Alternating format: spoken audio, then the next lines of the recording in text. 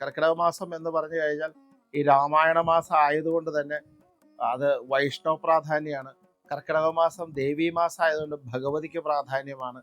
കർക്കിടക മാസം ഗണപതിക്ക് പ്രാധാന്യമുള്ളൊരു മാസമാണ്. അപ്പം ഇങ്ങനെയുള്ള മാസങ്ങൾ പ്രാധാന്യമുള്ള കാരണം ഈശ്വര ചൈതന്യങ്ങളെ ഉൾക്കൊണ്ട് ശരിക്കും പറഞ്ഞാൽ ദക്ഷിണായന കാലത്തിൻ്റെ തുടക്കമാസമായതുകൊണ്ട് അടുത്ത ഒരു വർഷത്തേക്കുള്ള ഊർജത്തെ സമാഹരിക്കാനും അടുത്ത ഒരു വർഷത്തേക്കുള്ള സുഹൃതത്തെ സമാഹരിക്കാനും വേണ്ടിയിട്ടാണ് ഈ കർക്കിടകത്തിന് ഇത്ര പ്രാധാന്യം കൊടുത്തിരിക്കുന്നത്. അപ്പം നമ്മൾ ഒരുക്കം കൃത്യമായി ചെയ്യുമ്പോഴാണ് ദേവസാന്നിധ്യം അവിടെ കൃത്യമായി വരുന്നത്. കാരണം നമ്മൾ എന്ത് ചെയ്യുമ്പോഴും ആദ്യം അവിടെ അതിൻ്റേതായി നിൽക്കുന്ന ഒരു ഒരുക്കങ്ങൾ നിർബന്ധമാണല്ലോ ഏത് കാര്യം ചെയ്യുമ്പോൾ.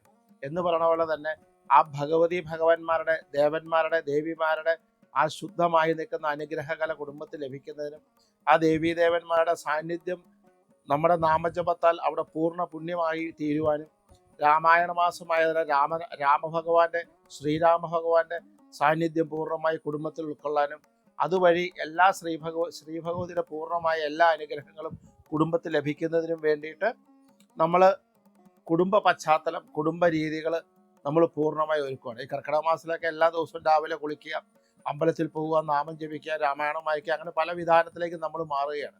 കാരണം നമ്മൾ ഒരു വർഷത്തേക്കുള്ള അല്ലെങ്കിൽ അടുത്ത കർക്കിടക മാസം വരെയുള്ള എന്താ പറയണേ ഐശ്വര്യ സമ്പാദനത്തിന് ധനസമ്പാദനത്തിന് ശ്രേഷ്ഠതയ്ക്ക് നന്മയ്ക്ക് നമ്മുടെ കുടുംബത്തെ നമ്മൾ ഒരുക്കിക്കൊണ്ടുവരികയാണ്.